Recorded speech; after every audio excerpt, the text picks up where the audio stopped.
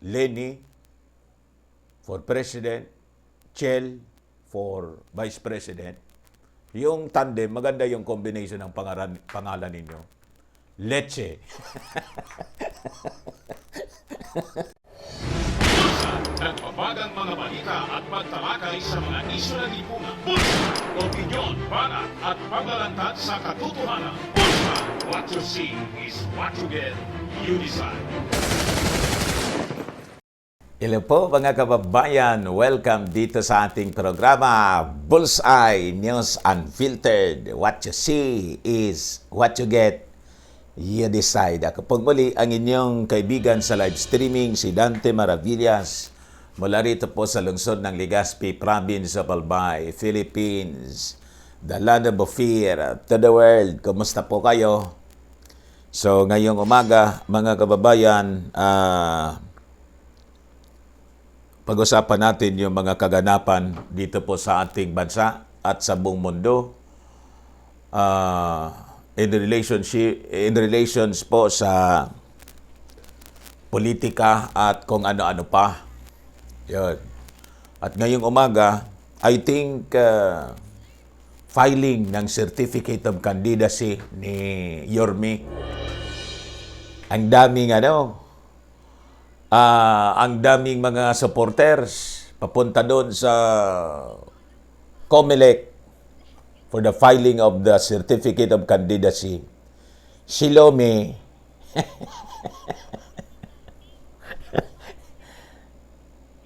undecided pa rin. What?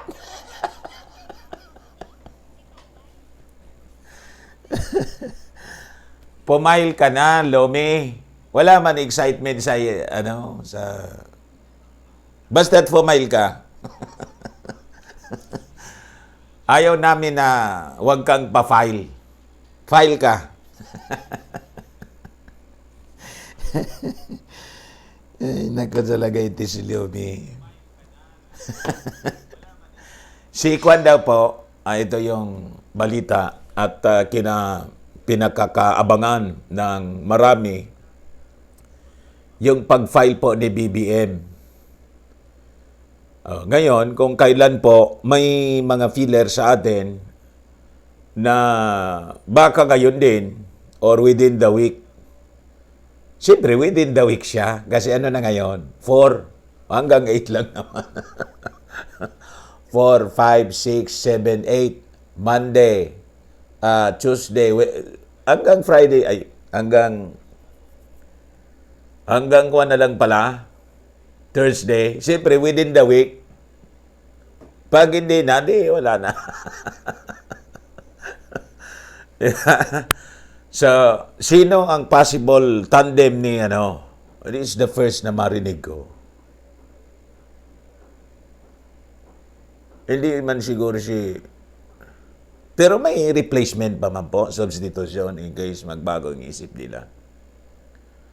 Pero ang narinig ko, yung party mate mismo, mga kababayan ni BBM sa Nacionalista Party, si Mark Villar. Ano kan po ninyo? Ano masasabi po ninyo sa possible tambalan ni BBM and Mark Villar? Ayos ba? Maganda naman po ba yung tandem na yun? Kung matuloy ang ganong tandem? Si Mark Villar, maganda naman po yung kanya. Maganda naman po yung kanyang performance as secretary ng Department of Public Works and Highways. Builder din po siya, mga kababayan. So, tingnan natin kung totoo yung natin. Di man ito na pag-uusapan. Kala ko si Mark Villar will run for senator. Kaya lang mag-ina na sila doon. Pero, kuhan baga, uso na ngayon yun. Di ba? Mag-ama, magkapatid, mag-ina. Di ba? Uso na yun sa Senado. Pero kung halimbawa, lumaban po si Mark Villar for Vice President, o si Tatay Diggs talaga, hindi na yon. Kung ganun ang kung ganun yung baka si Tatay Diggs, mga kababayan, tumakbo na lang na mayor uli ng Davao City. Di ba? At si Bongo, kuha na yun. Anyway, pag-usapan po natin, mga possibilities po. Alam po ninyo, sa politika naman, wala man siyang permanenteng, kuha po, sabi natin, wala man siyang permanenteng kaibigan. Ibig bang sabihin na niya, Mr. Maravillas, pati si Bongo, nag-file na si Bongo, labanan ni Mike. Wala man po yon sa politics po. Dito nga po, yung dating magkakaparti, yung sa kwan nga po, mag-ama, parang yung dito sa Kamsor, si Singson, din sa Kamsor, Villafuerte, naglaban po, mag-ama. O, diyan sa Ilocos, ay, tama no? Ilocos, diyan sa lugar ni Singson, si Chabit, maglalaban yung mag-ama. Ryan yata yung pangalan ng anak, maglalaban for governor. Ganun sa politika, kahit magkapamilya, nag-aaway. Yung Binay, magkapatid. Yan sa Makati. Sabi ko sa inyo, ang hindi ko pa na yung kung ang pamilya Marcos may ganong ugali, parang, please educate me. May narinig na po kayo na pamilya yung Marcos naglaban sa politika? Kahit dyan sa Ilocos? Or ang isa nagigiveaway talaga? Ayaw nila na yun ang kwanggo, yun ang alam ko. Baka may alam kayo na mas malalim sa politika ng mga Marcos, then please, educate me po. Kasi dito nga sa pagka-Vice President po, mga kababayan, may intention din sana si Martin Romualdez. Siyempre, pamilya. Romualdez, si Mrs. Marcos Romualdez. So, yung intention ni Martin to run for Vice President, sacrifice na muna siguro. Or ayaw din ng mga Marcoses yung ganun na setup, halimbawa, BBM President, Martin Romualdez for Vice President. Para kasing ang dating masagwa, basta masagwa. Pero sa mga Duterte po,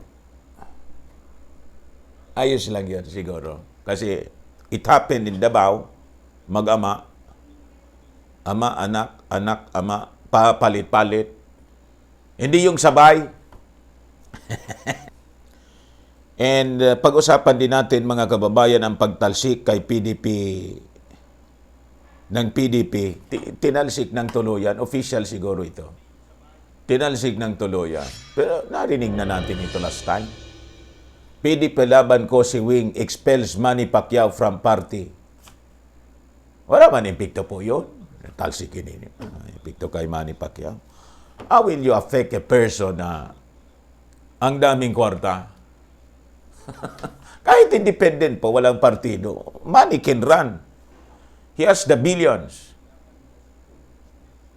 Di ba? 18 billion ang pera ni yan yung declared. Yung yaman ni Manny Pacquiao, 18 billion. Yung latest yata, yung hindi ako nagkakamali kasi number 1 si yung declared, yung hindi dineclare, magkano yon? 1 billion lang yung gastos ni Manny Pacquiao. What is 1 billion for Manny na may 17 billion pa siyang kayamanan? So, for Manny, it's not yung partido. Yung mga tao po, pag may pera yung kandidato, nandun, follow the money.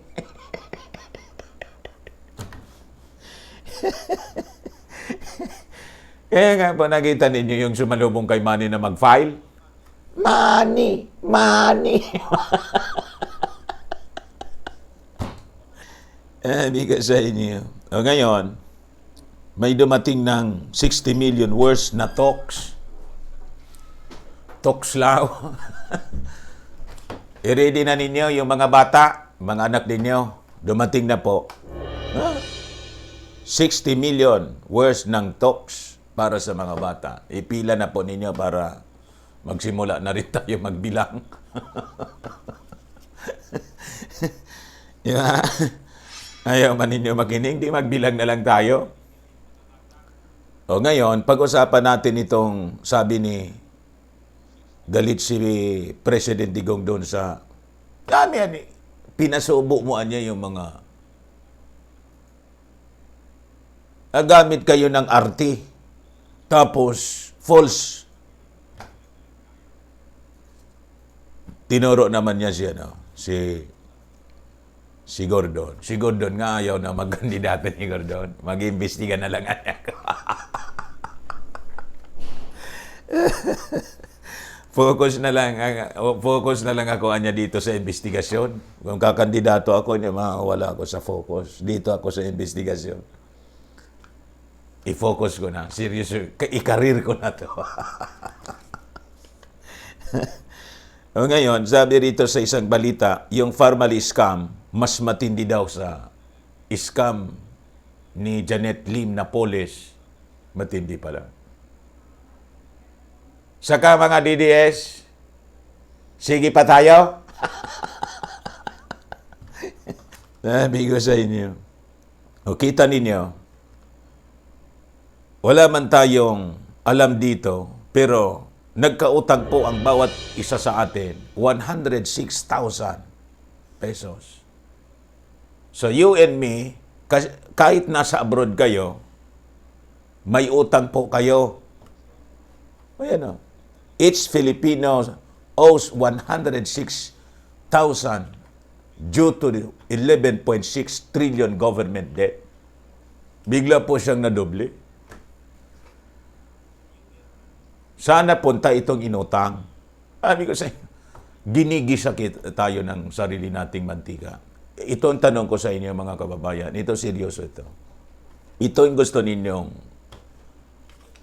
mangyari sa atin.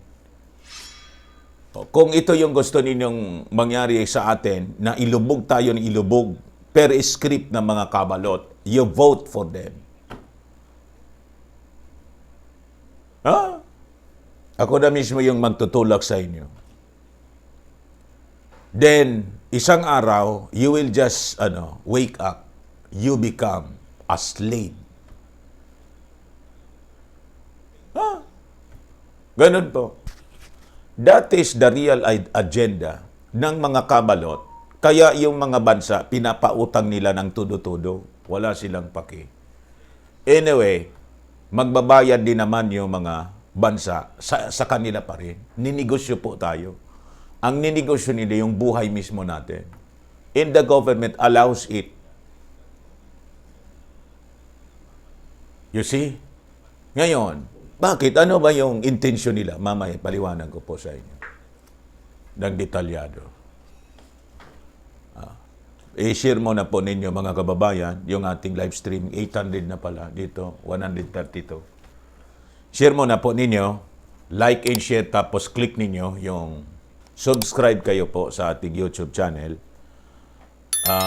Dante Maravillas Vlogs Official. Tapos, dito naman, Bullseye by Dante Maravillas 2. Meantime, mga kababayan, ito pong ating programa, kaya doon, para magawa natin. Later on, mga kababayan, baka may mga outside reports na rin tayo live.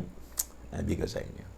Meantime, ito pong ating programa, atid sa inyo ng napakagandang products from Malaysia, Firmax Firming and Lifting Cream. Yan po. Ito po ay gawa sa 11 powerful medicinal herbs. Pinapaid lang sa mga pulses. Napakainam po doon sa mga paninigas na mga joints. Tingnan niyo po. Actual demo po siya. Demo po kami dito sa Seventh-day Adventist sa Toklong. Ano po pangalan niyo, kuya? Pabling. Pabling. Si Brad Pabling po yung ating kasama. So actual presentation po ito, ginagawa namin para maipagalaw po yung kanyang kamay. So, unti-unti po ito, pag sinara within 5 minutes po, paki-open close po ulit. Sige pa po. Naiwan pa rin na po. Tingnan natin.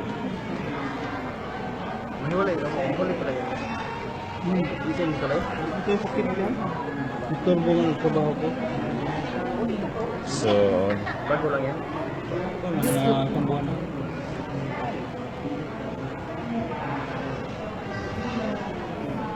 sige po. Okay.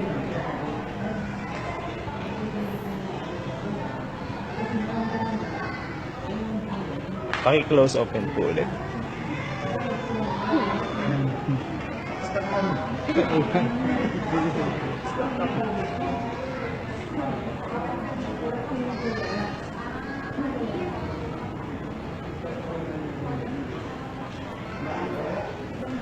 Ay, sorry po.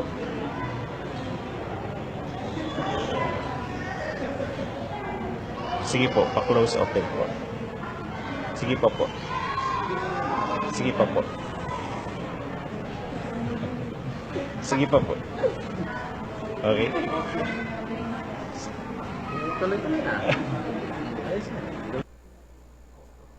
Ayun, mga kababayan.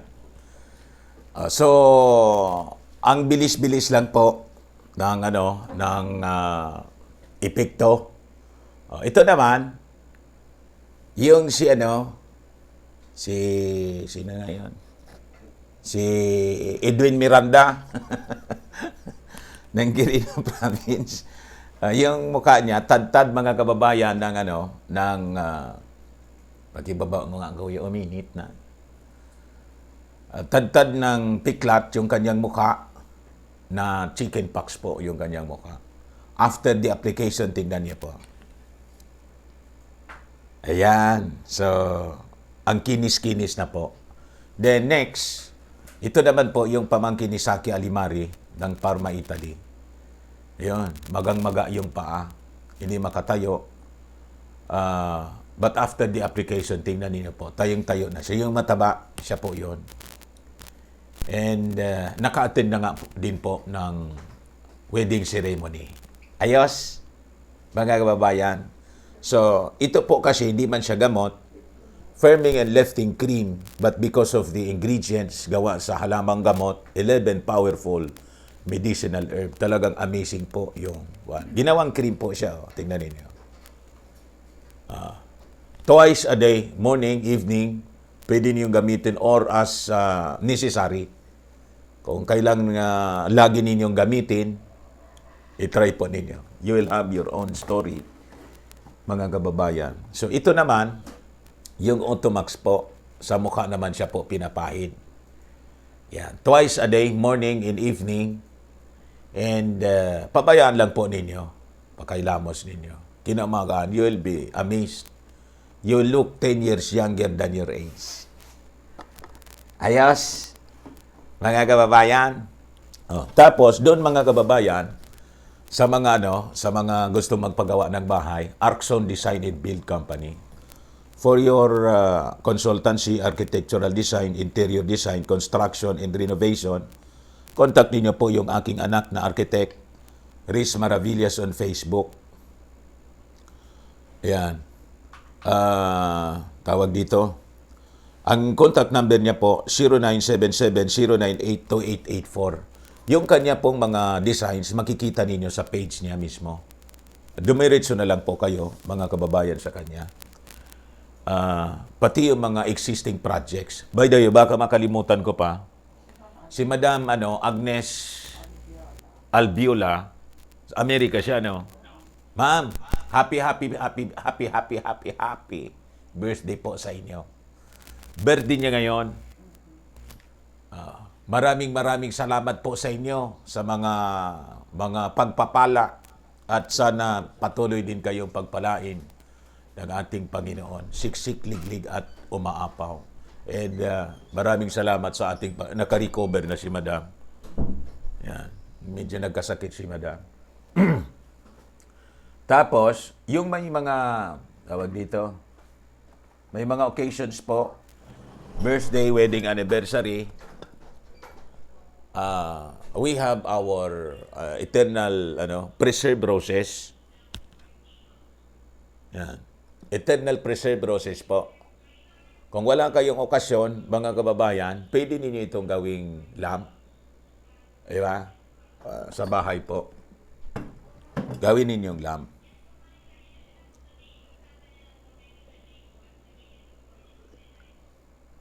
May tumutunog.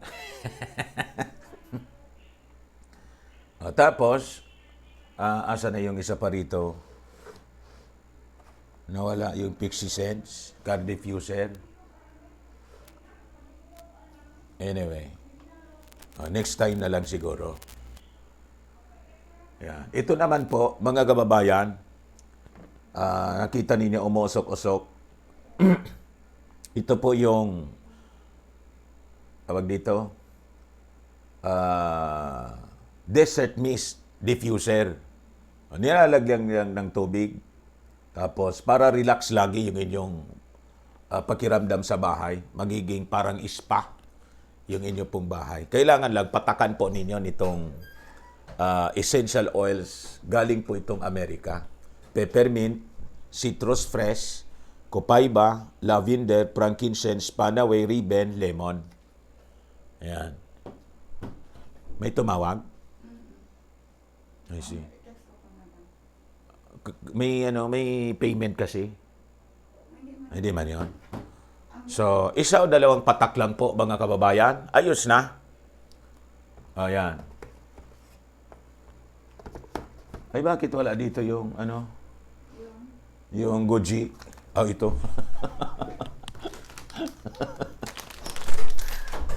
Hindi ko nakita. Ito naman po yung nakapakin sa kanya. Yung Goji. Anti-cancer po ito. Ang Goji berry, Goji juice, may anti-cancer properties. Ito yung ininom ng aking sister in faith po. Nagka-cancer sa dede. Tinanggalan ng dede. Nag-chemo, nakalbo. Ayun. After 3 to 5 years yata yon, bumalik yung cancer. Nasa dede niya po. Nasa kilikili niya po. Worse, tinaningan ng doktor yung kanyang buhay. Kaya nag-anap po ng alternative. Narinig yung tungkol sa Goji. Bumili ng 4 nito po. Yung malaki. 750 ml. That story, mga kababayan, happened mga 15 years ago. Nagkita kami last time. Alive na alive in kicking po siya. Yan. Tumaba pa, bumata, tumaba. Very active siya. Teacher kasi siya po, mga kababayan. Yung buhok, mas kumapal pa po. You see? Tama si Hippocrates, the father of medicine. Sabi po ni Hippocrates, let thy food be thy medicine and thy medicine be thy food. Try po ninyo, mga kababayan, baka makatulong din po sa inyo. Sino to? Ay, si Jocelyn Kapagkuhan, pakigreet po ng asawa ko, si Jonel Balunga ng happy birthday. Salamat po, Sir Dan. Birthday pa lang. Mga kababayan, ito naman yung energy bracelet. Ano naman to? Ito po yung panglaban natin sa harmful effects ng electromagnetic field radiation. Energy bracelet is the newest fashionable wellness breakthrough product.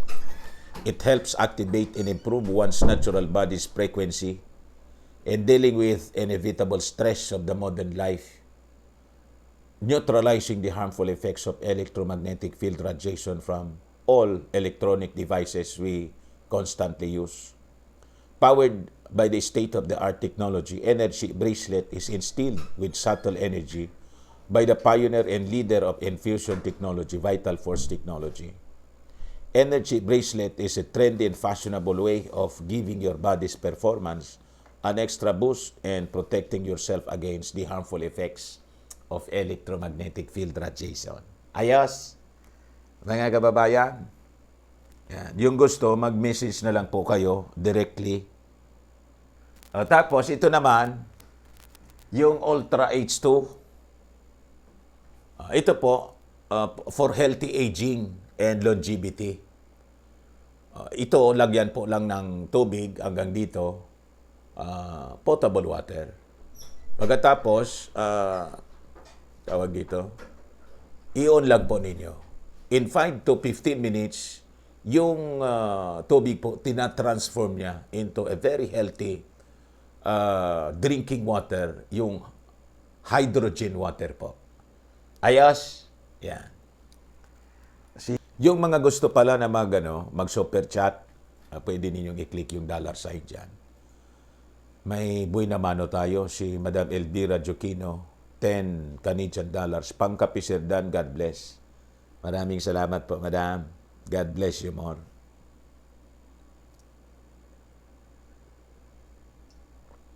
Pwede na. Ayos na rito. Dito muna tayo sa mga initial reactions po ninyo.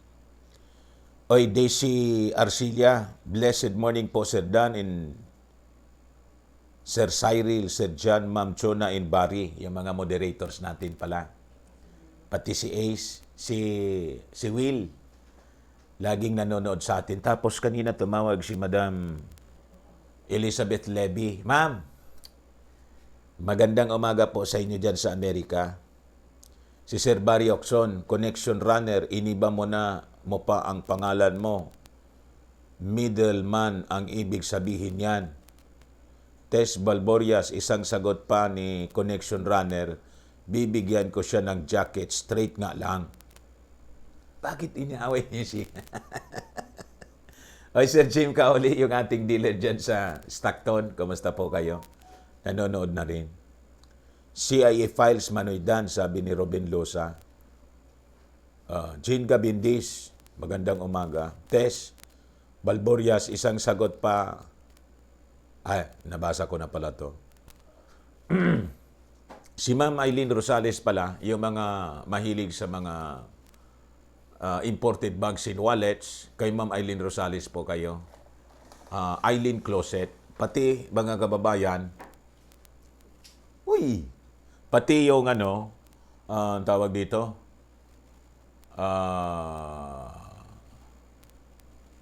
ano pa yung tinitinda naman?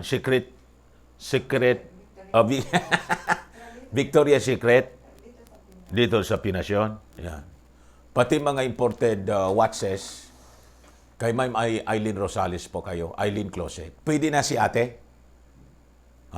Para ito po, tinitest namin yung broadcast namin. We have to upgrade our system. Mga kababayan, before we read your mga reactions po ninyo.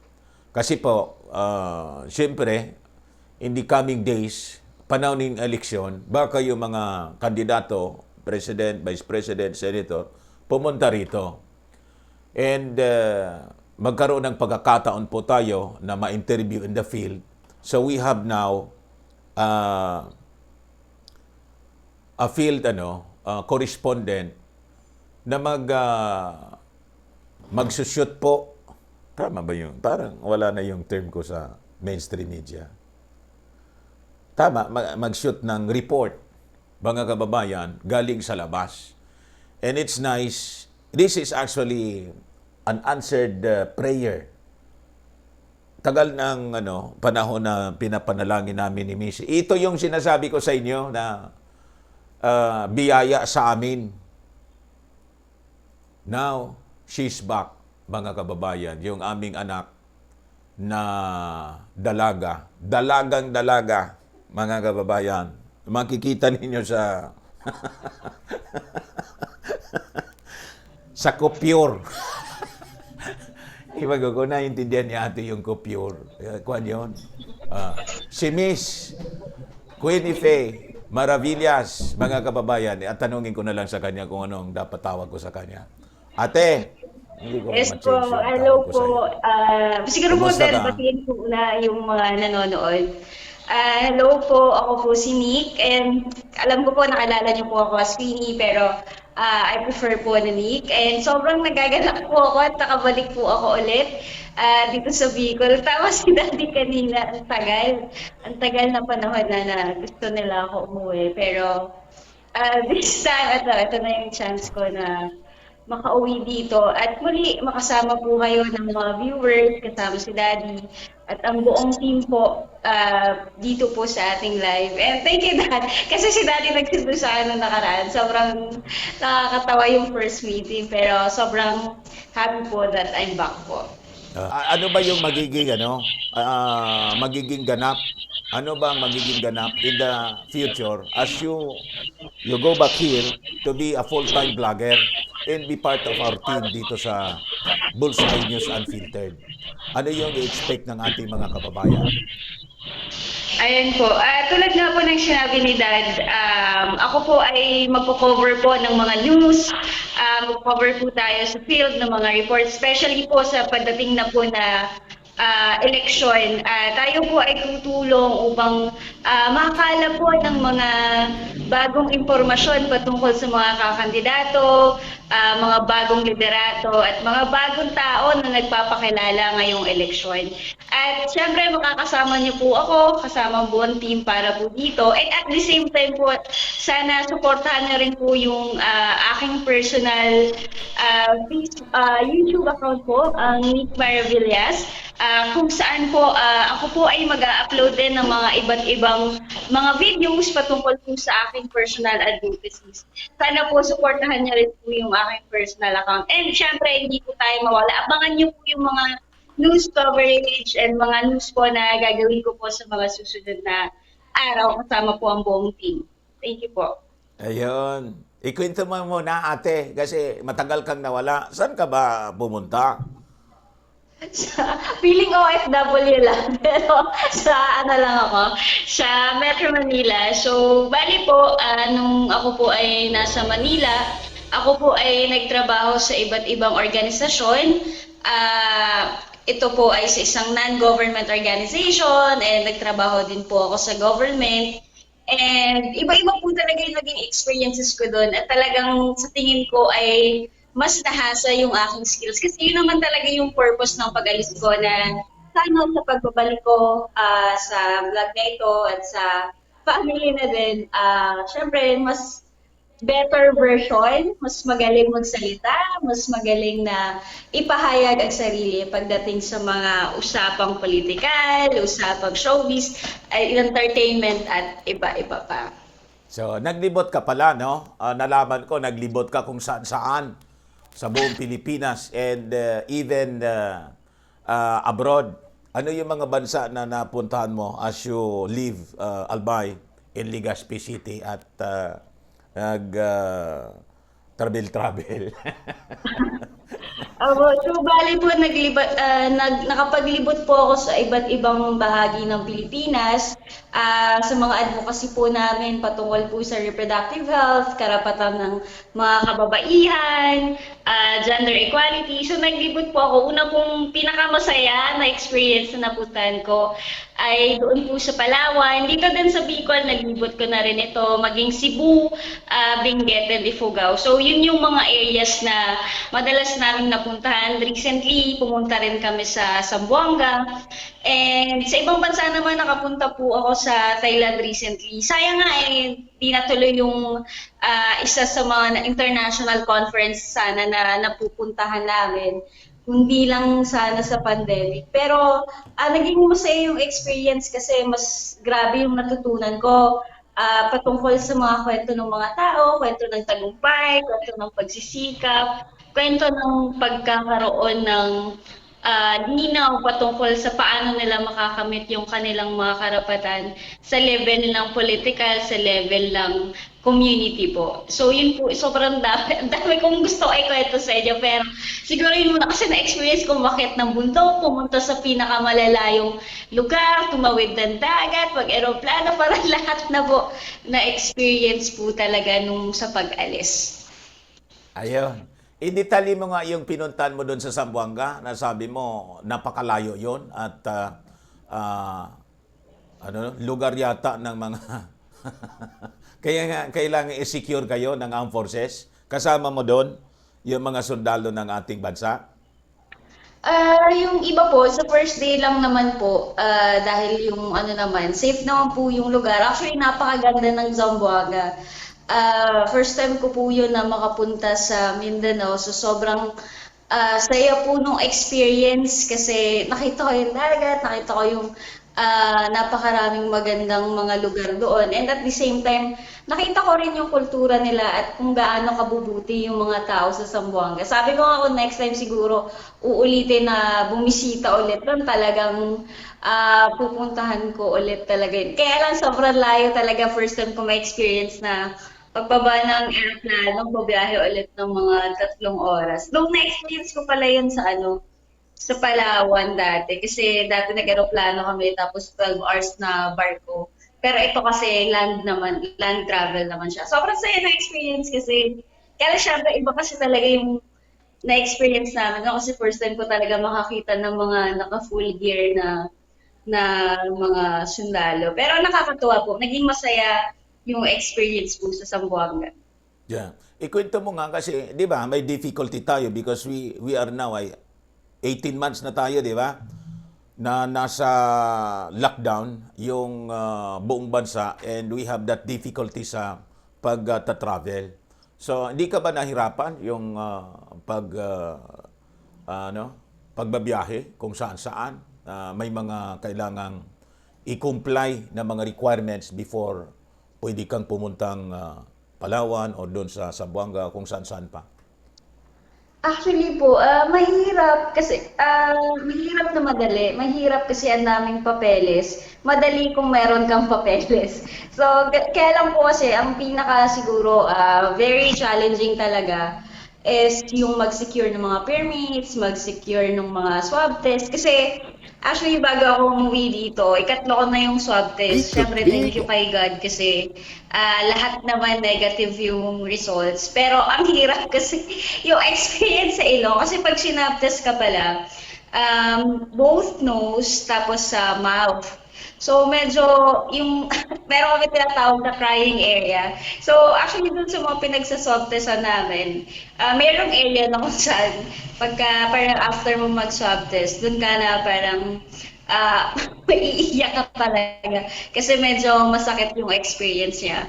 Pero sa papers naman, hindi ganun kahirap as long as ano ka talaga, well coordinated ka sa ahensya or sa LGU na kailangan mong puntahan. Pero nung pag-uwi ko naman ng Bicol, hindi ganun naging kahirap. Kasi ang requirement lang naman is yung swab test, negative result ng swab test, tapos yung contact tracing.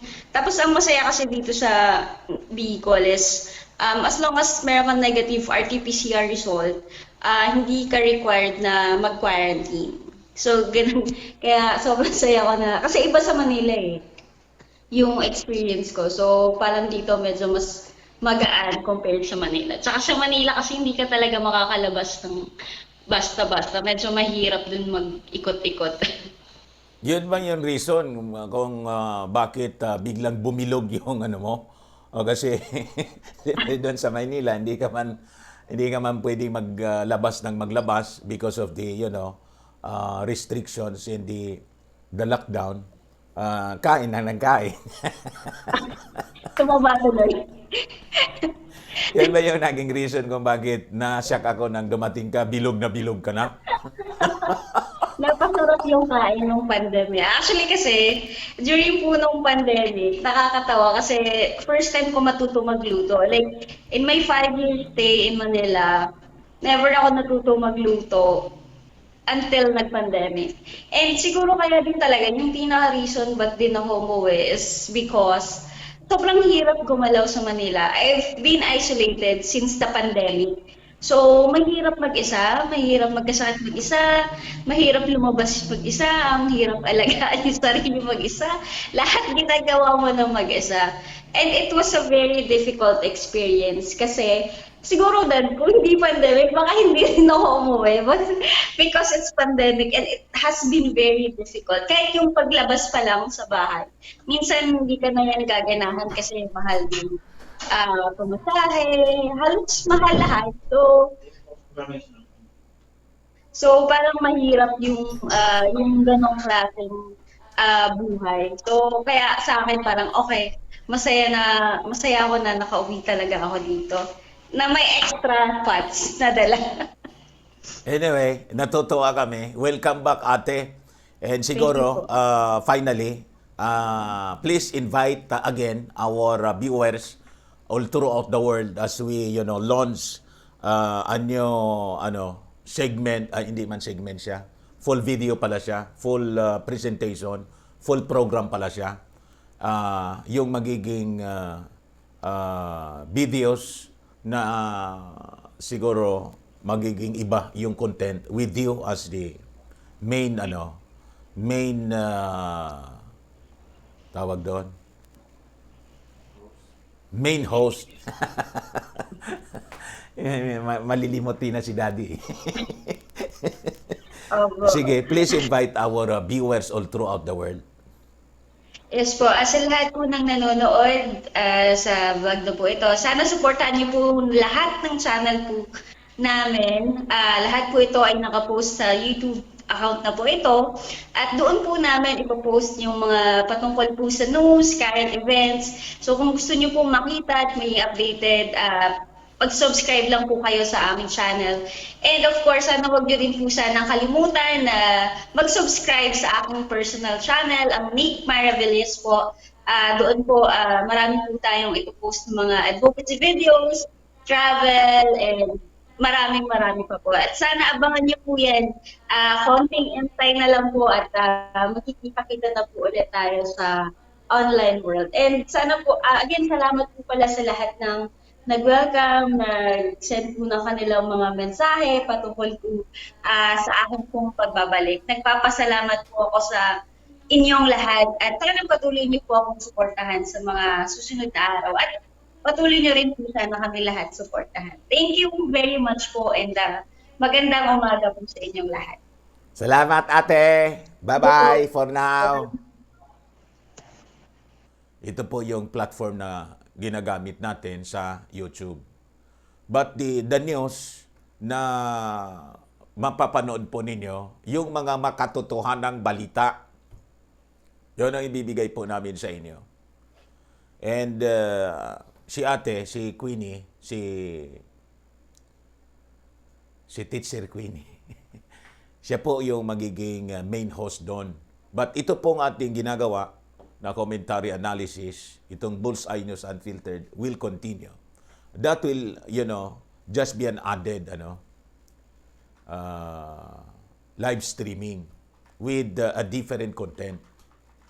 And may special pa po siya, may special assignment din po siya na gagawin. And magkakaroon tayo ng mga live interviews with yung mga guests natin dito. Could be mga kahit sino po. Di naman kailangan lahat politiko, di ba? Pwede mga ordinaryo mga tao na yung kanilang kwento sa buhay mapupulutan natin ng aral. Di ba? So yun, mga kababayan, ang magiging laman ng mga susunod nating broadcast dito po sa ating live streaming. Para iba naman po, baka kasi magsawa na kayo sa mga... And tinitest namin yung capability namin na magkaroon ng live interview through that, tawag dito, application. New application po. So, pwede na nating ma-interview yung mga kahit sino in Manila, in Davao, in Zamboanga, in Ilocania, in Hong Kong. Kahit kayo, pwede kayong tumawag. Makikita na yung inyong mismong image. Di ba? Ay, saan yan, Mr. Matt? Dahil yan po sa super chat ninyo. Na-upgrade natin yung system dahil sa super chat. Siyempre, i-invest natin doon sa mga gamit para maging mas okay po tayo. Ayos. Kaya kung tumawag halimbawa sa atin si BBM, live siya. Ganun. Napakalinaw mga kababayan. Parang mainstream media na rin. Alexander, sir, maingay. Maingay lang po doon. Maingay yung paligid niya. Tapos dito, nagdo-double production po siya. Wala kasi akong headphone. Hindi kami ready na nakalimutan ko. Kala ko, pwedeng wala akong headphone. Testing lang muna. Binil TV channel, medyo parang kwan po galing sa ibang planeta effects. Yan nga po. Gloria Takeda, akala ko ba tatanggalin na ang dynasty?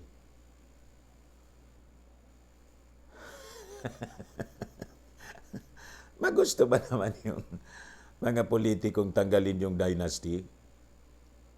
BKR, anong gagawin niya sa bayan kung si Sara ang pipiliin ninyo? Tuloy po ito. Yung gusto nilang i-continue, di ba? Yun ang gusto nilang mangyari. Ay kuya, balik mo na siya yung monitor. Justin Listor, good day sir. Always watching from Tinamba, Camarines Sur. Ito ang gustong i-continue ni Sara. Yun po, mga kababayan. Ngayon, kung gusto ninyo, o di, iboto ninyo si Sara po.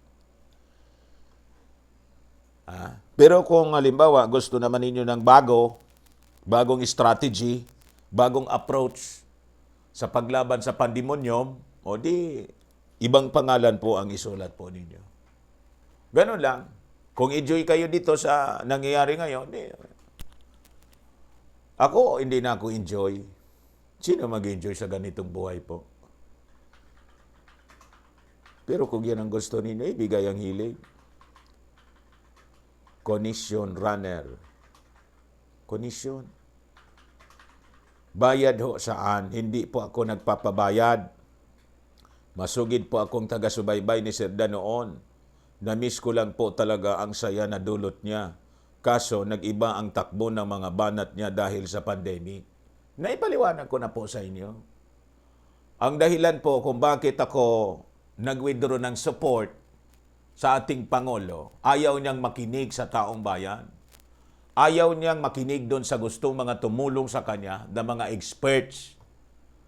Alam na alam naman po natin at alam na alam niya na hindi epektibo yung ginagawa ng advising niyang si Hero, sekretary niya, pinagpapatuloy pa niya. Alam niyang palpak, inayaan niya. Worse, nagpagamit siya sa foreign power. So tumalikod siya sa ating mga mamamayang Filipino na ibinutos natin siya, tas sabi niya independent siyang mag-isip. Hindi na po independent siya mag-isip. So, ibig bang sabihin, I still continue supporting him? I will be siding the Filipino people. Yun, mga kababayan, ang dapat nating gawin. Kasi he's not anymore on the side of the Filipino people. He's on the side of WHO. Evil. On the side of the foreign power. Ay, sorry. Ganon. Ganon lang naman. Udas pala. So, kung hindi ninyo ako maintindihan sa ganon, gusto ninyong sumay doon, di sumaid kayo. Wala man nun sa akin. Ako, ipinaglalaban ko lang ang rights ng mga mamamayang Filipino. At you and me. Yun ang gusto nilang tanggalin. Tinanggal na nga nila sa atin. Wala na tayong freedom of choice, free will. Diniktahan na tayong diniktahan. Gusto ninyo ang gano'n? Kung gusto ninyo, go.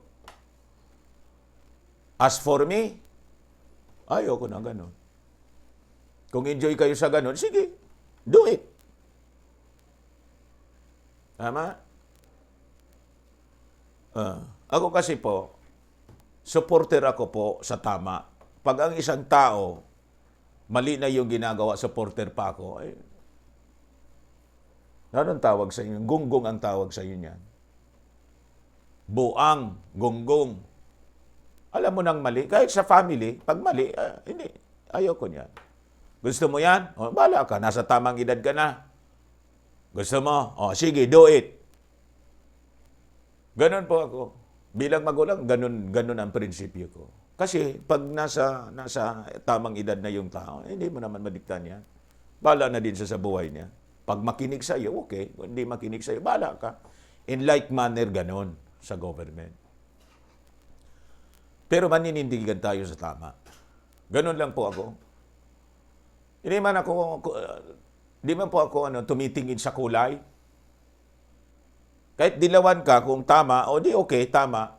But majority of you ayaw, ano magagawa ko? Pero sasabihin ko, ito tama. Yung ginagawa ni Gordon, tama yun. Mali yun? Tama yun. That is the role of the opposition. Ang role po ng opposition, check.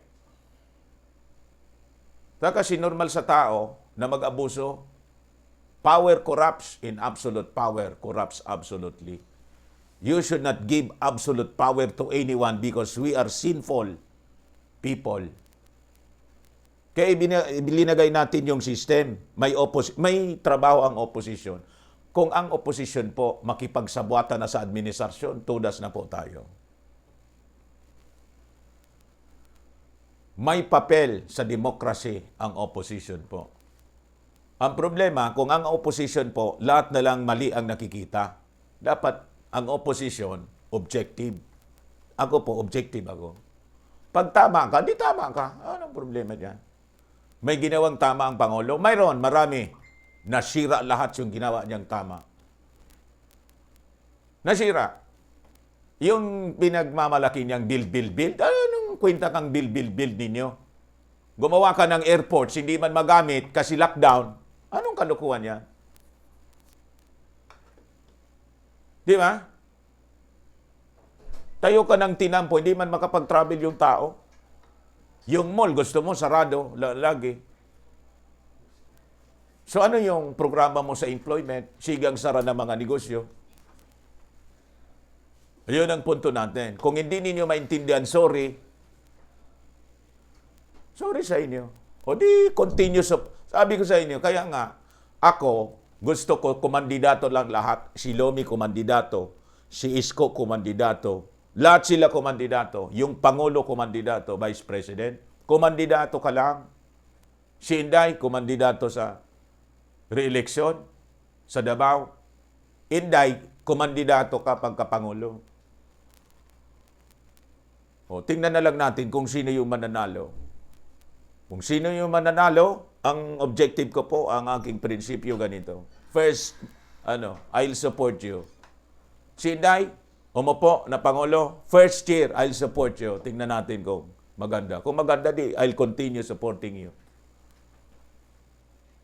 Pero kung ipapatuloy mo lang yung sinasabi ng yung ginagawa ng tatay mo, wag na. Pero hindi ako boboto kay Inday. Hindi ako boboto sa Duterte. Nakaboto na ako sa kanila. Sabi ko sa inyo, I'm done with the Duterte. Pipili ako ng iba. Kung gusto niyong sumama kayo sa akin. Ayaw niyong sumama, di kanya-kanya tayo. Wala mang problema yun sa akin. Di ba? Tinatanong ako ng iba, sino yung boboto mo? Wala pa ikako. Tingnan natin kung sino yung lesser evil from among the candidates. Ganun lang po. Wala man akong hinihingi sa kanila. Ano man ang problema ko. Di man ako humihingi sa kanila.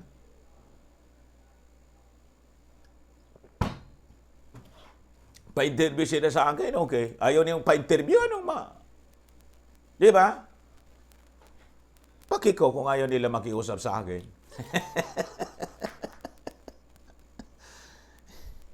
Ano lang po. Manalo yung kandidatong sinuport ko, tapos hindi man ako ni-recognize, okay lang yan. Ang importante, gumawa siya ng tama sa bayan. Di man lang. Umupo si President Digong, ulitin ko sa inyo. Many occasions na dapat nagkausap kami, etc. O pwede din ako humingi ng favor sa kanya. Many times, many occasions. Pumunta ako? Hindi.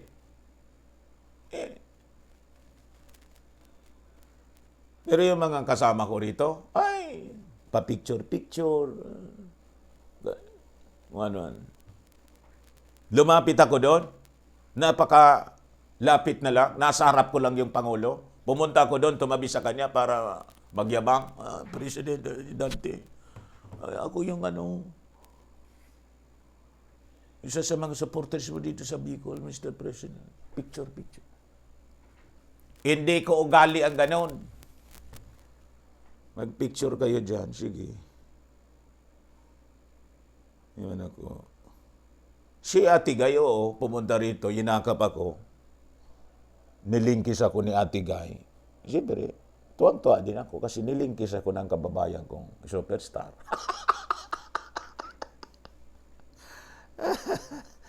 Wala man po yun sa akin, yung mga pautot na gano'n. So, ngayon, mga kababayan, si Isko Moreno will formalize his bid for the presidency as he files his certificate of candidacy today, October 4. Nakita ko yung crowd. Malaki din yung crowd, mga kababayan. Lahat naman sila may maraming mga supporters.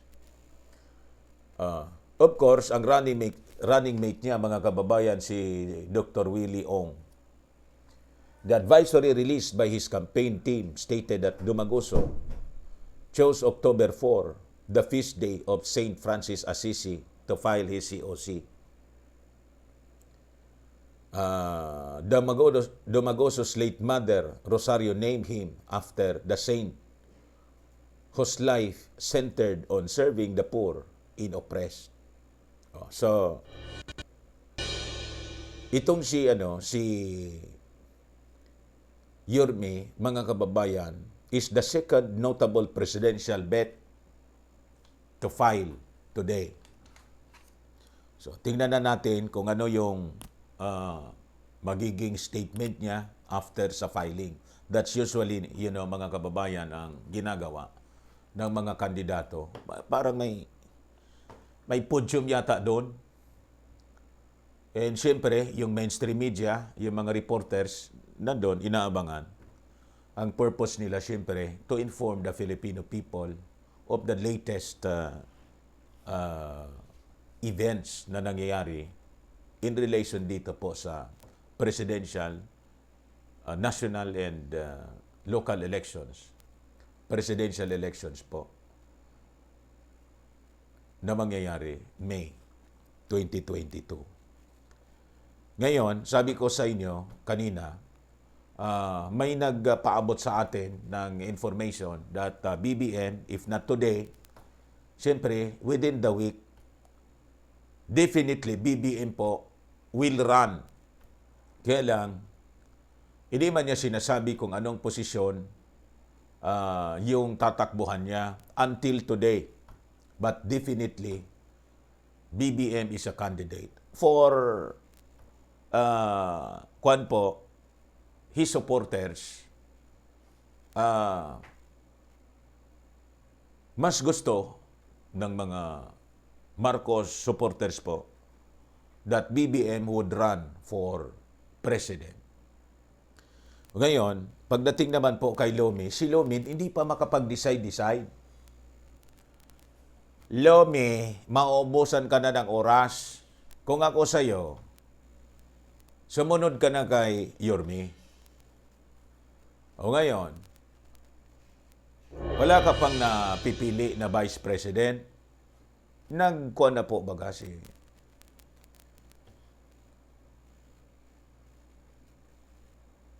nag-volunteer na sa'yo si Kabayang Tonyo. I-call niya po sa bagay, may isa pa na pwedeng i-pair sa'yo. Si Chel.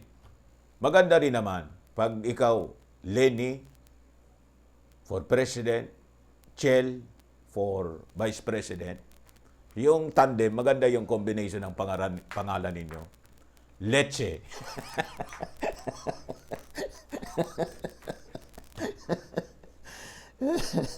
Sarago, sago. Si Kwan sabi, sabong. Yung bong kasi para kay bongbong. Sabi ni Chona, sabong na lang kung sabong. Sabongiro. Sarabonggo. Ako, sago. Kasi yung sago po, masarap yung sago. Kung bumalik yung ating Pangulo, mga kababayan, tumakbong Vice Presidente, sagong. Huwag na ninyong doblein yung gong. Masakit sa tainga. Sara, digong, sagong. Ayos, madaling bigkasin. Tapos, yun ang importante po sa advertising, sa promotion po, dapat madaling bigkasin. Madaling sabayan. Sabi sa kanta ni madaling bigkasin, madaling kantahin pala. Ang lumang tugtugin, madaling sabayan. Luma na sila, luma.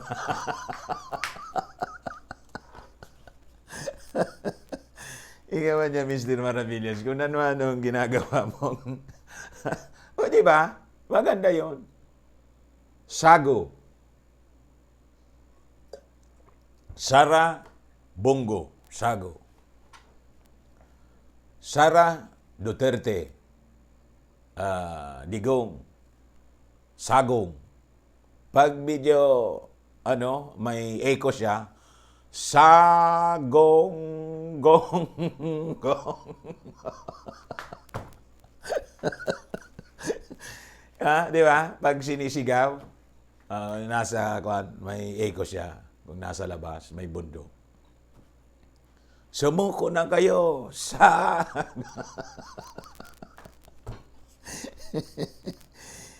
Sabi ko sa inyo.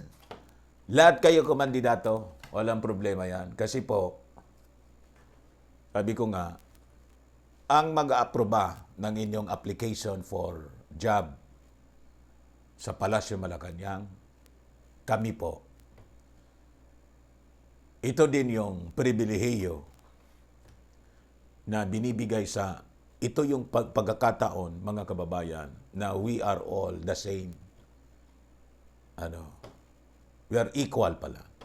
We become equal as we exercise our rights to suffrage.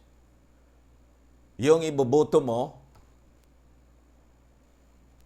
tawag dito, isa lang yung iboboto mo bilang Pangulo. In all Filipinos qualified to vote will choose kung sino. And because of that, we are all equal. Mayaman ka o mahirap ka. Ngayon, paramihan na lang po, pag nag-decide yung mga Filipino, the majority of them, nag-desisyon na ibalik uli si mga Duterte, di, naman problema. Sige lang.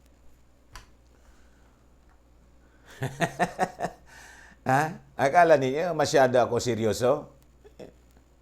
Whatever will be, mga kababayan. Kesira-sira.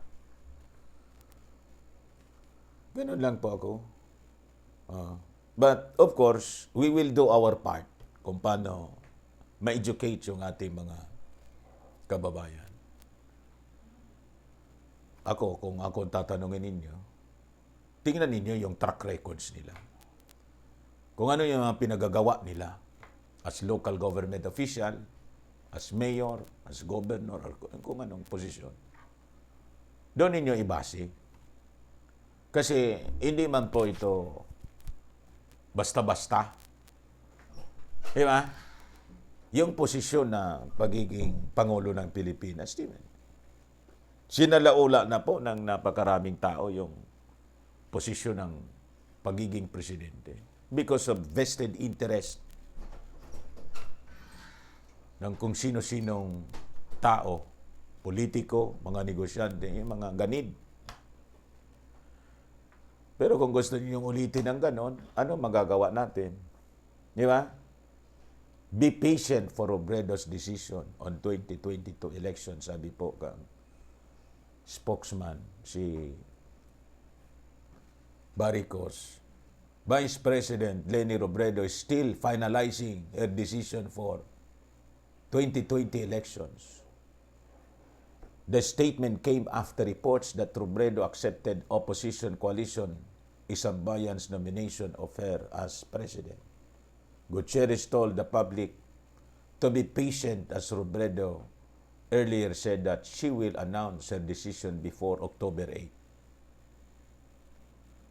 Sige po, maghihintay po kami. Ready na din po yung butas. Ano yan yung butas? Yung tumutunog po na yung dito lang sa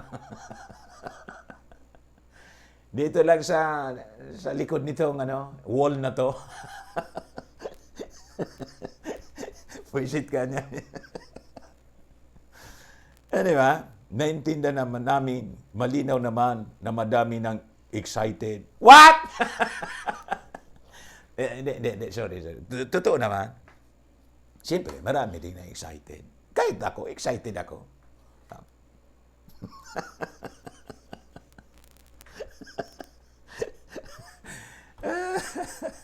Pinapractice na namin po kung saan yung hawak. Marami nang nag-aabang, counting hintay na lang.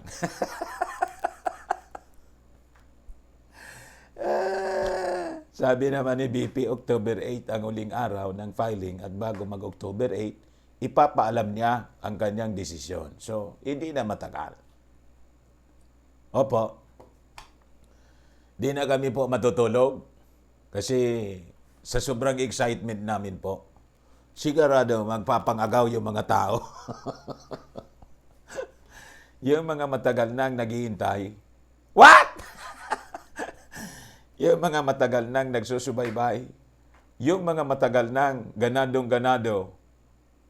Talaga yung scriptwriter niya. Sa bagay, siyempre yung spokesman niya siguro gumagawa talaga ng sinasabi ni Lomi. Gano'n na, ang nagsasalita dito, si Barricos. Pero yung binabasa ko ngayon na sinasabi niya, parang yung extemporaneous mga kababayan na pagsasalita ni Lomi. Ganado na marinig kung ano ang magiging pasya ng ating Vice Presidente. Ganado! Ilang araw na lang ang ating kailangang paghihintay at malalaman natin kung ano ang kanyang magiging desisyon. Kakatuwa naman itong si Barricos. Gutierrez, moreover, shared that Robredo herself would announce the decision. Ito, ulit-ulitin ko po, ako para sa ating mga tagapakinig at sa ating mga supporters na nagtatanong. Si BP Leni mismo ang magsasabi kung ano ang kanyang desisyon. Hindi natin kailangang manghula. Hindi natin kailangang gumawa ng anong kuro-kuro. Ilang araw na lang siya ang magsasabi mismo kung ano ang kanyang pasya. Tiwala lang, pasensya lang.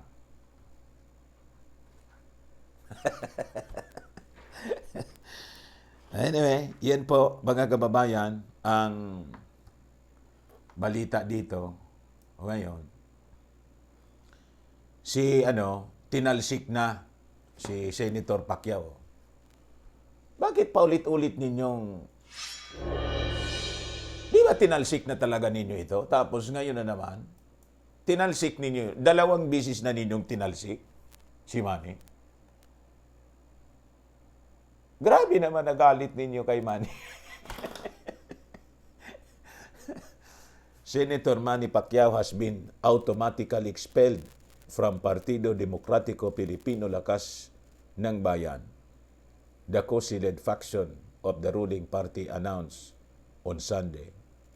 Pacquiao on Friday filed his certificate of candidacy for president under progressive movement for devolution of initiative PROMD, which the faction said is relatively unknown party based in Cebu. PROMD is one of the political organization under the MP3. May MP3 pala? Ano to? Alliance, which consists of PDP Laban, PROMD, and People's Champ Movement.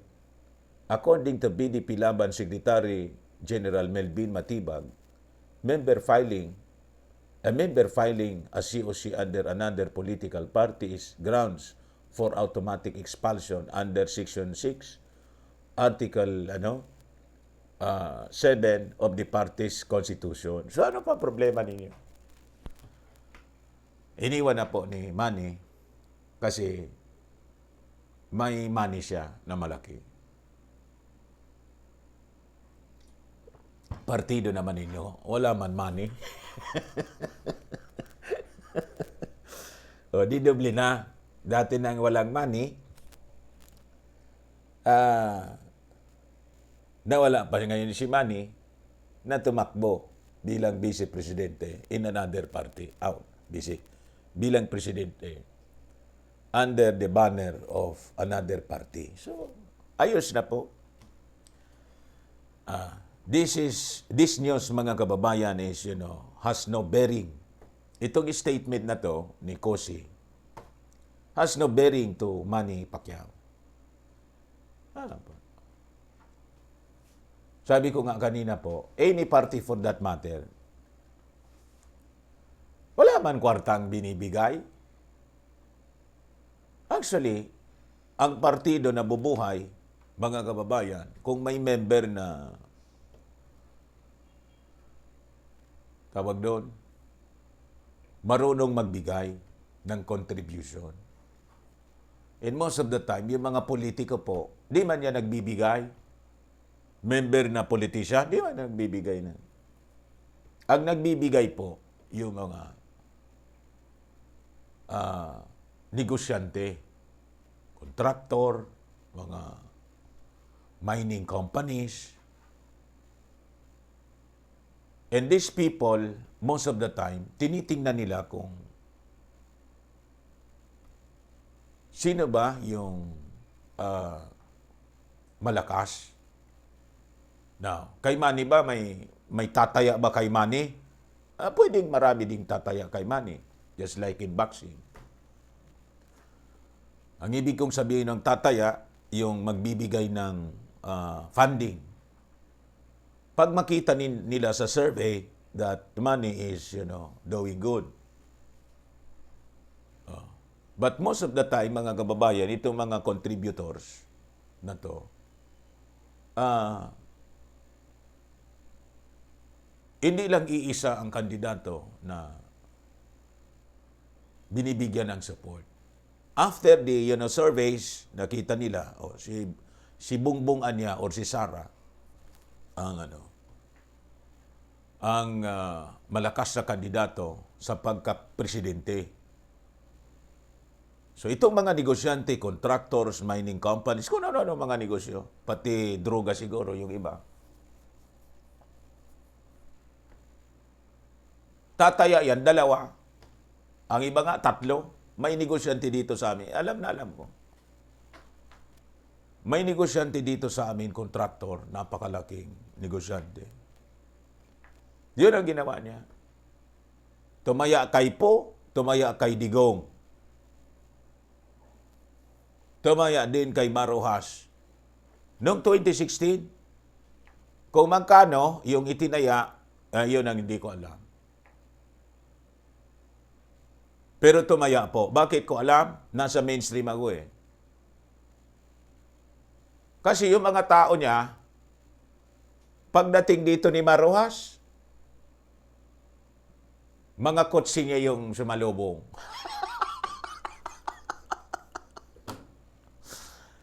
Pagdating ni Grace po, nalito yung mga tao. Pagdating ni Grace po, the same vehicles the same group of people yung inutosan sa airport at pasiguro. Pagdating dito ni Digong, may tao din siya.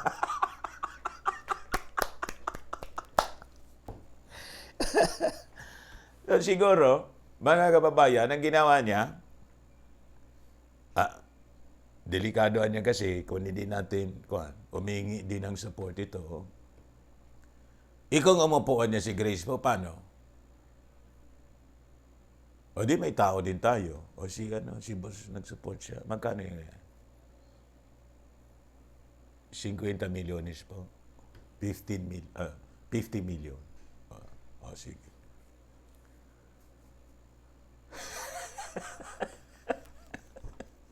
Tinanong ko mismo. Siyempre ako, curious ako. Kala ko ikako, si Digong yung president ninyo. Ako ang president ko si Digong. Pero naghati-hatian niya kami. Siya din. Same group. Siya naman ang kinikeri niya. Si Grace po. Si Marroas administration. Baka niya biglang magmilagro. Tumalab yung umupo si Marroas. Paano ka?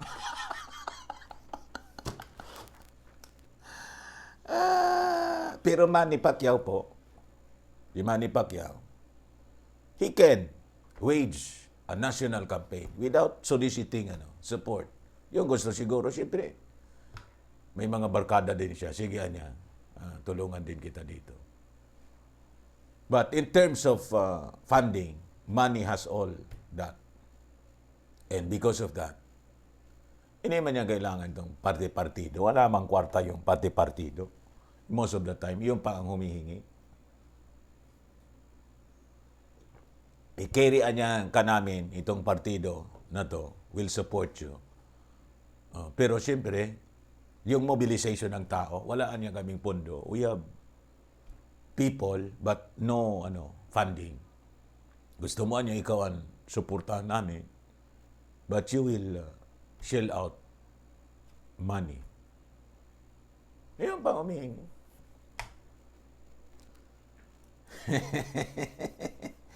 O ngayon, dito na po tayo mga kababayan sa 60 million na allocation para sa kulang.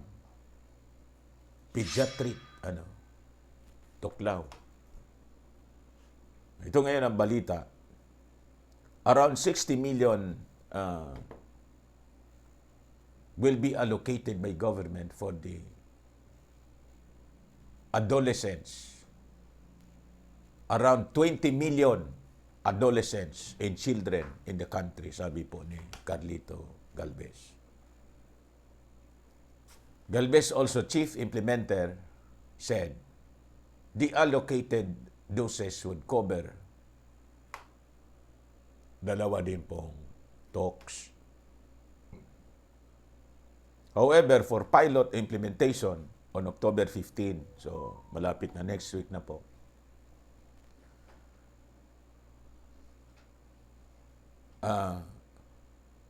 yung ating gobyerno has prepared doses enough for 17.7 million individuals.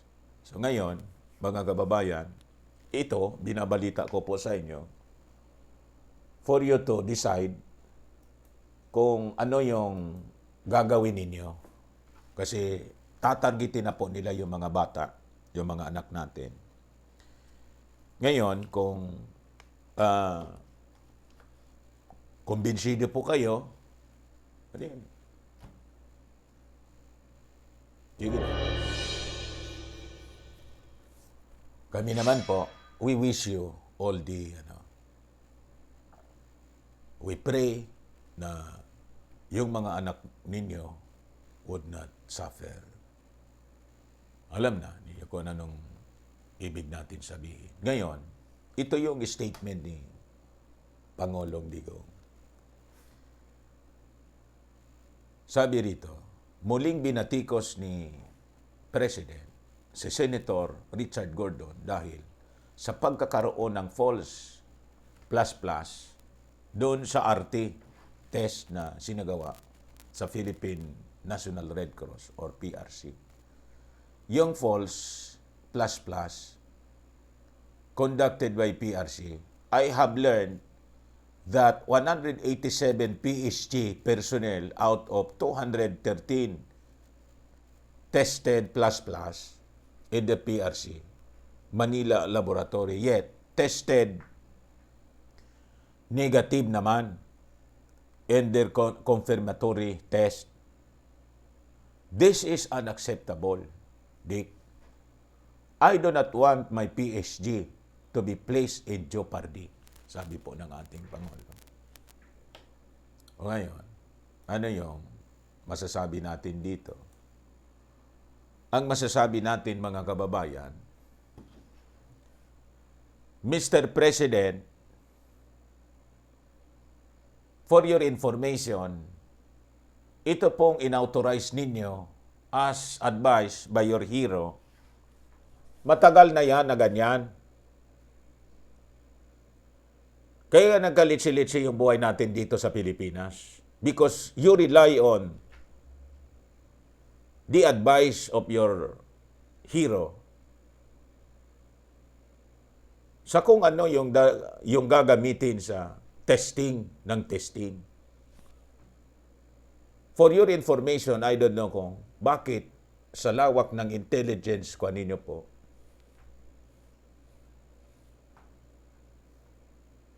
hindi nakarating sa inyo ang balita na ang mismong inventor po ng RT-PCR, ito,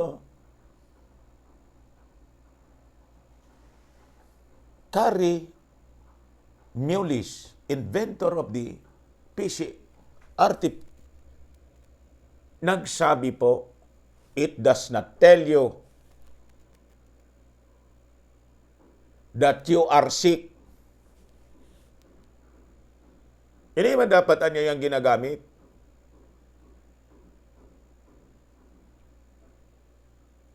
Nakalimutan ko lang yung isang babaeng doktor, last year pa. Nag-viral yun, tapos re-restrict. Yung Jonah, naalala mo yon? Yung babaeng doktora, na gumawa ng video, kasi nagsulat na daw siya sa ating Pangulo. And I think yung sulat niya sa Pangulo, di man yata inintindi.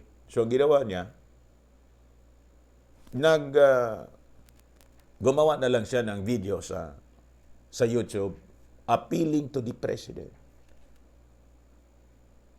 Sabi niya doon, Mr. President, I want to appeal to you, stop all this testing.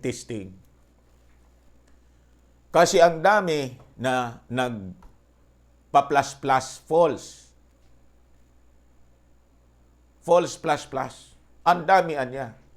Ang mismo niyang ginagamit natin sa pagtitest is not reliable.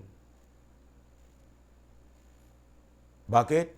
Mismo niya yung inventor ang nagsabi. Hindi man dapat niyang ginagamit. Sabi ko sa inyo. Tingnan ko nga, parang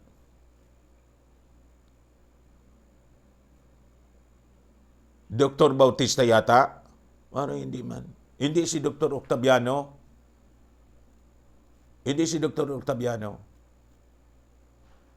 Pilipino. Hindi si Dr. Tempini. Parang yung tunog Bolaños yata, Dr. Bolaños yun. Yung nakablo na babaeng maganda. Hindi na ninyo masisearch ngayon sa YouTube kasi it was restricted. You see? Hindi ko yan mabasa masyado, kuya. Paano yan? Ito yun. Tingnan ko na lang sa cellphone. Ito yung sabi mismo ni Dr. Mullis.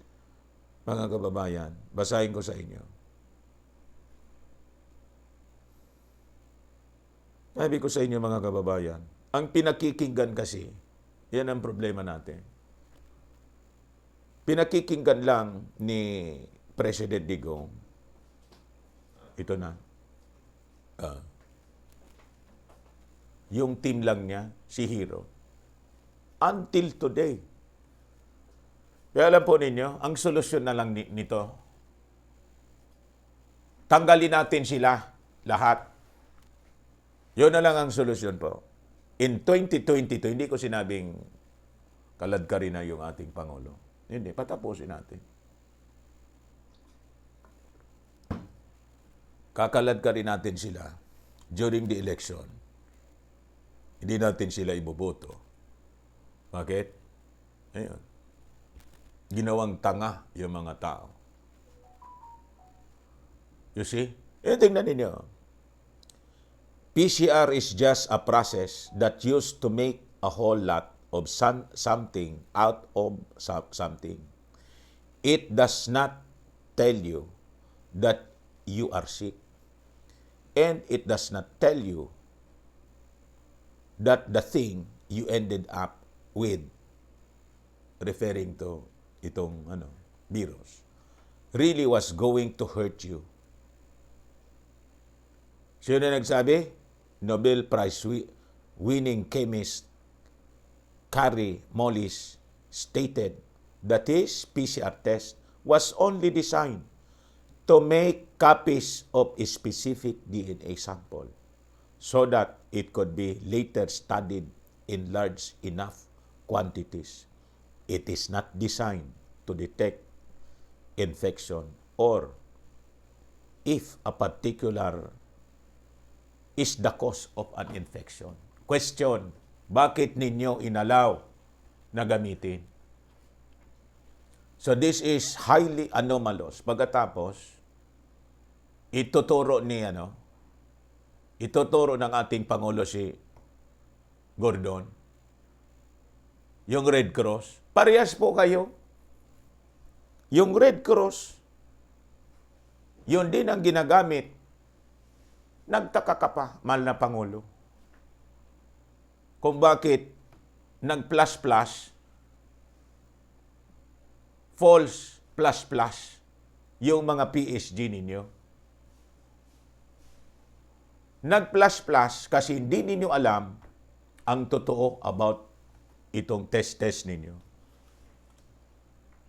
Kasi nakatuon lang ang atensyon ninyo doon sa mga sinasabi, ang pinakikinggan lang ninyo, iisang tao lang, iisang grupo.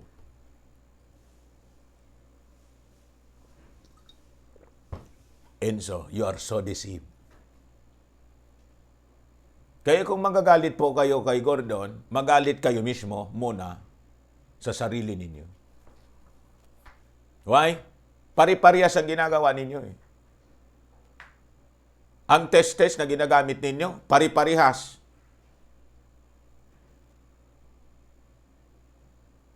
You see? Tapos, ilang milyon yung inallocate ninyo para ipambili dito sa mga test ninyo na fake. Peke.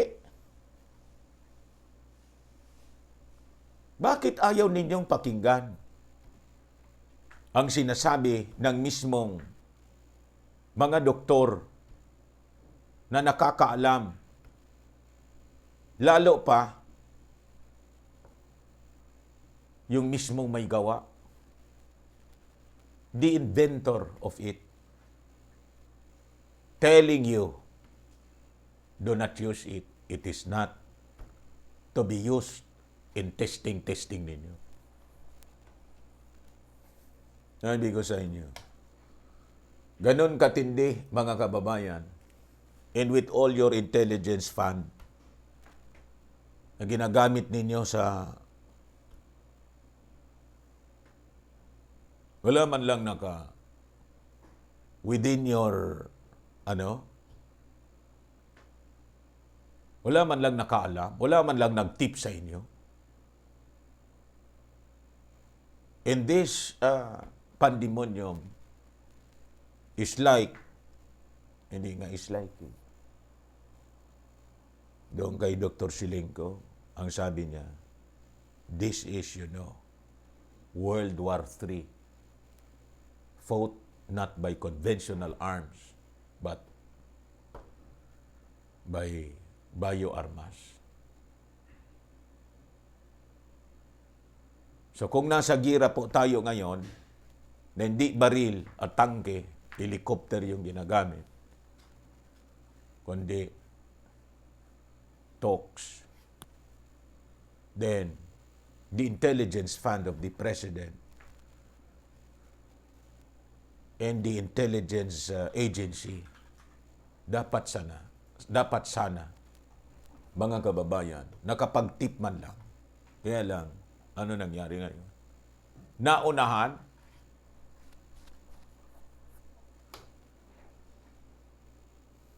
so, anong gagawin natin? Ang gagawin natin po, mga kababayan, yun in 2022 election, doon tayo po babawi. Okay po? O ngayon, gusto kong i-share ito sa inyong balita. Kasi sabi dito sa Manila Times, Farmally scam downgraded Napoles to second worst grifter. Bakit nangyari ang ganon? As written by Marlene Ronquillo. Sabi rito, the Senate Blue Ribbon Inquiry into the ghastly affairs of Farmally started with a very unusual budgetary transfer of 42 billion. The DOH moved that big amount to procure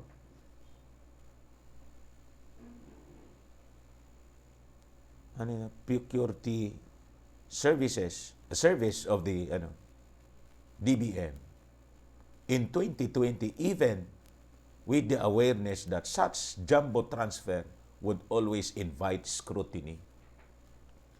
This question will always arise with a money transfer that big. Question: did Health Secretary Francisco Hiro move the money at gunpoint or as an act of drunken whimsy? Because that money transfer was beyond irresponsible given the critical role of the DOH in the pandemonium and the imperative to keep every peso of its funds for that fight. So, sa madaling sabi, mga kababayan, kasi mahaba ang kwento, kung titingnan po natin daw, itong Farmally scam is actually dwarfing yung bantog na Janet Lim Napoles scam. Kasi yung kay Janet Lim Napoles, ang involved doon po, mga kababayan, 12 billion yata yun.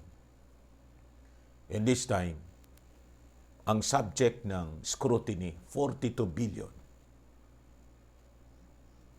What? Opo. Yan sabi rito po. And that could be the reason why, mga kababayan, yung ating Pangulo ay talagang nagsusumiklab yung kanyang damdamin. Galit na galit po kay Gordon. And that could be the reason why Gordon maybe, sabi niya, hindi na lang ako niya tatakbo. I will focus on the investigation of this case. So, maybe some of you would, because of the, magdududa kayo, of the intention of Gordon. Tama yung ginawa ni Gordon, hindi na silang siya kumandidato. Bakit po? Because Gordon was accused by the President of politicking, using this issue sa Farmally para po mag-grandstanding because of his ambition to run for maybe Vice President or President. Now with that statement the other day by Gordon that he is not anymore seeking any position and focus on the investigation, that accusation, mga kababayan, of politicking ginagamit sa politika ni Gordon ito at selfish ambition niya, then finally, nawala na po yun. So congratulations kay Gordon. That's a great sacrifice on your part kung totoo yung sinabi mo na hindi ka natatakbo. O maganda yon. Next time ka na lang tumakbo kung gusto mo. Di ka pa man masyadong katandaan. Medyo bata-bata ka pa man kay President Digong. Then after 6 years siguro, or 3 years, after 3 years, may election uli for senator, then you can run. Ayos. O ngayon, mga kababayan, so dito tayo, this is based on the report ng Ibon Foundation. Sabi po dito, each Filipino owes over 106,000 in debt as Philippine government running debt balance ballooned to a new record high of 11.642 trillion. Ngayon, sinasabi ko ito sa inyo kasi po, mga kababayan, pag hindi po tayo tumigil sa ganitong paniwala, sabi ko sa inyo, pag hindi po tayo nagising, the intention of the globalist is to ibaon talaga pong ibaon. Hindi lang po tayo. Lahat ng bansa ibabaon po nila. And this government is just following kung ano yung plan ng mga kabal. The reason why, supply sila ng supply dito. Ginamit nila po itong pandemonyo para isiphon yung wealth and resources, lahat ng kwarta ng bawat bansa, including this country. Pag niibaon na po tayo sa utang, sasabihin nila, paano yan? Hindi bigyan niya kami ng pagkakataon na makapagbayad. Wala niyang problema kasi based dito sa plan ng aming mga kasama, lahat naman anyang pagkakautang ninyo, patatawarin namin. So long that you cooperate in the implementation of the global reset. In the end, the entry of the whole world into the so-called Fourth Industrial Revolution. Sabi ko sa inyo. Di palakpakan. Wala na niya kayong utang. Amin na kayo.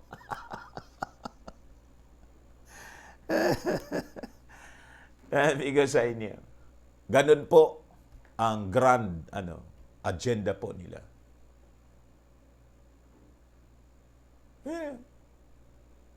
Ang budget lang po natin is around 5 trillion. This is more than double of the national budget for 2022. Baon na po. Dinesign talaga po nilang ibaon po tayo. Imagine, every one of us may pagkakautang na 106,000 pesos. Sa kanila, and all of this, pinambili lang ng plastic. Sabi ng iba, yan bagaan niya yung ginamit sa bill. Sabi ko sa inyo po, nagbalon ito ng ganito because all the money, mga kababayan, na ginamit para sa pambili ng talks at mga supplies na sila rin, mga kababayan, ang nasa likod. Sila ang supplier. Galing po doon sa inutang, sa kanila rin.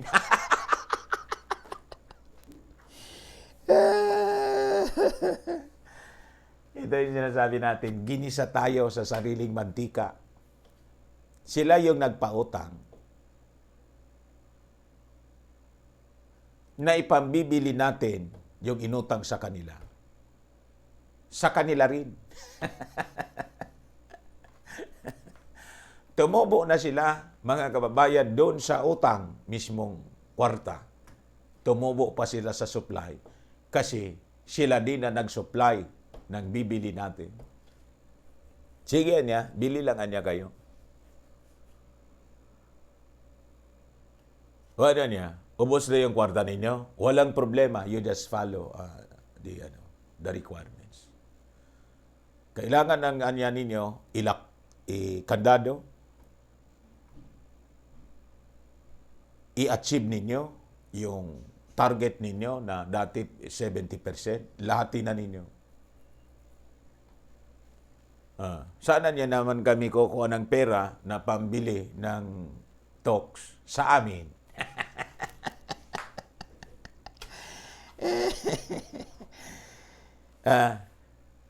You see? Kung paano tayo ginawang gonggong? Kung kada pamilya nasa 470,000, halos kalahating milyon piso, ay, mali. Interviewed on radio, Executive Director Jose Enrique Sunny Africa said that if the 11.6042 trillion outstanding government debt will be divided among 109 million population, ang bawat isa niya sa atin may utang, hindi natin alam kung paano tayo nagkautang. 106,000 ang bawat isa may utang. Kung kada pamilya nasa 470,000, halos kalahating milyon peso ang utang ng bawat family. The national government's running debt stock ballooned to a fresh record high as of end August 2021. Higher by 32.5 billion from the 11.61 trillion level as of end July 2021.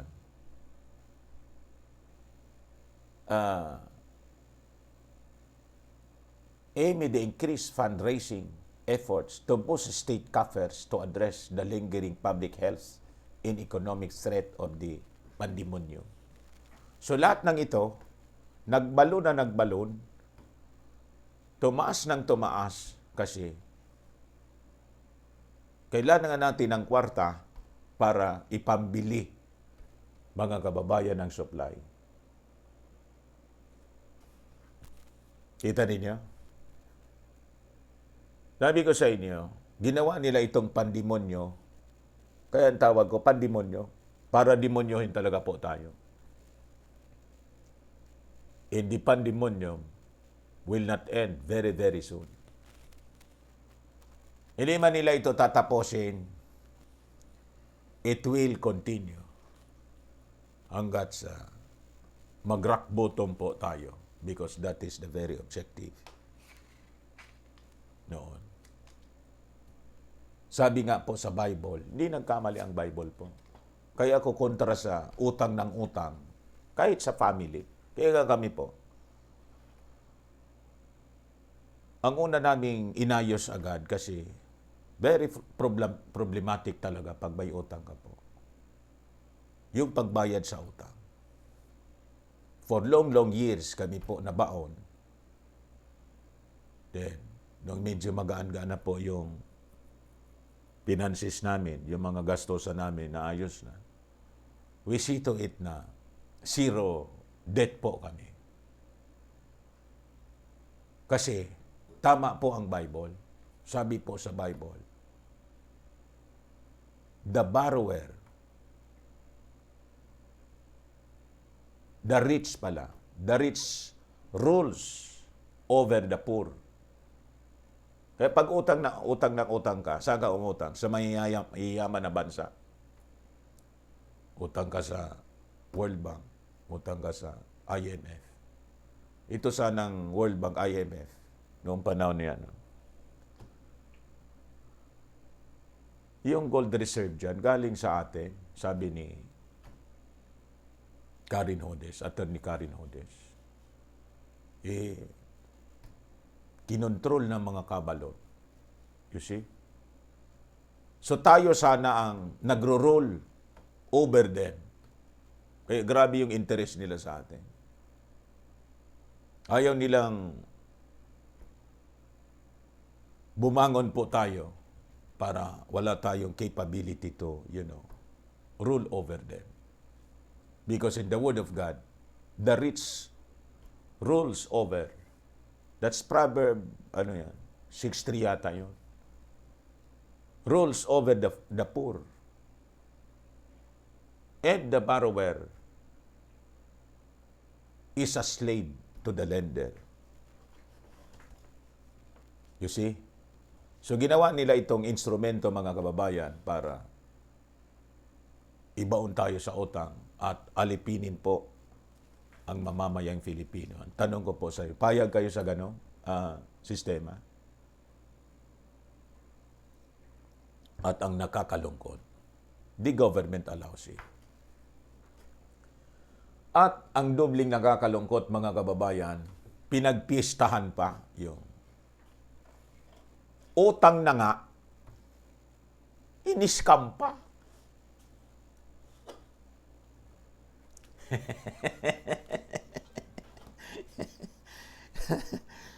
Yung pinambili natin, utang, iniskam, pinagpiestahan yung. Ituloy natin.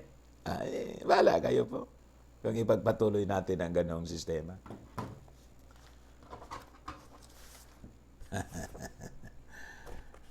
Kayo ang masusunod po, mga kababayan.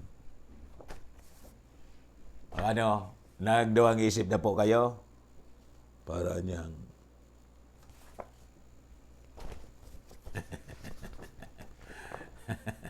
napaisip na kayo, mga kababayan, kung ituloy pa rin natin.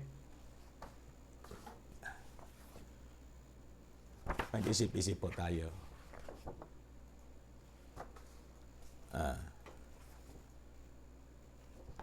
Ituloy daw, sabi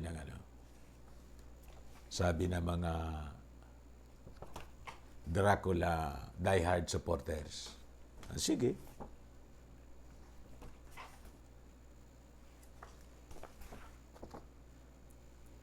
Sabi ni Panot nga kayo ang boss ko. Naging busabos.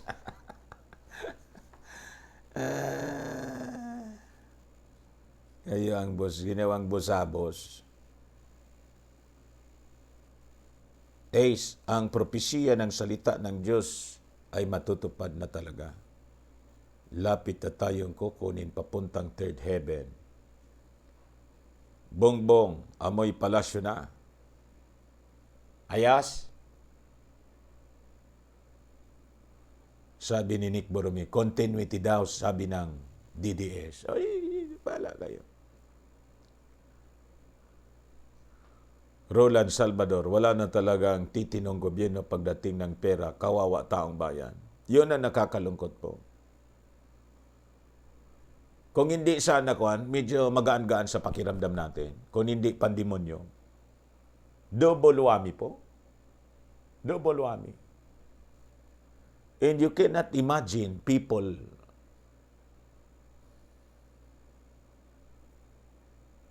in government, mga kababayan, could do that. Pandemonyo nga.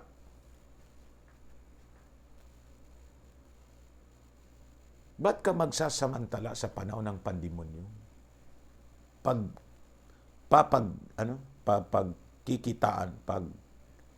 Papagkakakitaan mo yung paghihirap ng mga tao. Yun ang nakakalungkot doon. Yung ang hindi ko matanggap. Imbes na kayo magbigay ng contribution to the government, dumikit kayo sa gobyerno para sipsipin yung dugo na dati ng Thor Lightning kayong mga nasa gobyerno, di niyo kami maluloko at madadala niyang mga pinagkangalandakan ninyong build niyo. Mamamayang Pilipino din ang nasangkalang dyan, mga mayayaman lang, may pakinabang dyan. Marsipi. Mag-subscribe po kayo sa ay hindi ko ito mababasa kasi basahin na lang ninyo. Bata, may nasabi na ako kaninang baka problema yung Leti amak na. Ngayon lang po yan nangyari. 100K dati kaya pang bayaran. Ngayon kasi pinagplanuhan yan nila ng mga politiko. Itong mga bagay na to na kinikwento ko po sa inyo, ang nakakalungkot, yung mga maraming mga supporters yung ating Pangulo na they're so blind and will refuse to understand it. They will refuse to understand it. Basta sa kanila, kami anya, didiisan niya kami, ayosan niya, hindi na nag-iisip. BKR, kawawang bayan, ginawang milking cow, nakabili ng mga luxury cars dahil sa pera ng Pilipinas. Talagang nakakalungkot po. Binagsamantalahan yung ating bayan, mga kababayan.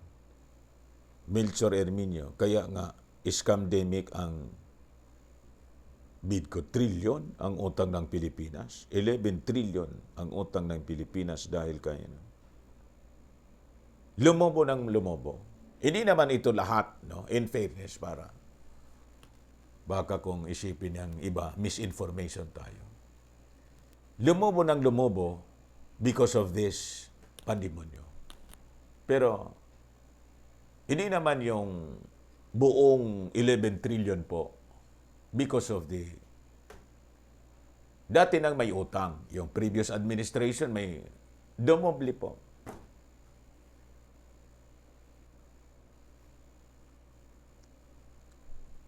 Mede. Di ba, sana kung napakinabangan natin? Hindi man po napakinabangan, nakapirwisyo pa. Imagine that. You buy supplies na imbis makatulong na mirwisyo pa. Nanalanta. Bakit nanalanta? Hindi man gamot yung binili nila. Ang binili nila, malam na ninyo. Di man nakatulong mo. Lalong napirwisyo yung mga tao. Rodrigo Williams, Sir Dan, ikong matino lang sana ang namamalakad. Hindi ito, mga kora, pwede tayo mag-ambagan. Kagaya ng ginawa ng Japan, Korea, maraming pera ang Pilipinas, kaso nasa bulsa ng kora. Gaya nga ayaw nang tumigil po sa panglilingkod kuno. Gusto daw maglingkod. Ayaw nang tumigil. Yesterday, today, for si Imelda Marcos, 92 years old na. Inaabangan niya ang pagkapanalo ng anak niya. Ngayon, nangangamoy palasyo na si Bongbong. Mga kababayan, bukas na lang po kasi maigsi lang muna tayo ngayon kasi may gagawin pa po ako na importanteng magawa ko on time. This is your host, Dante Maravillas. Bullseye, bye-bye po.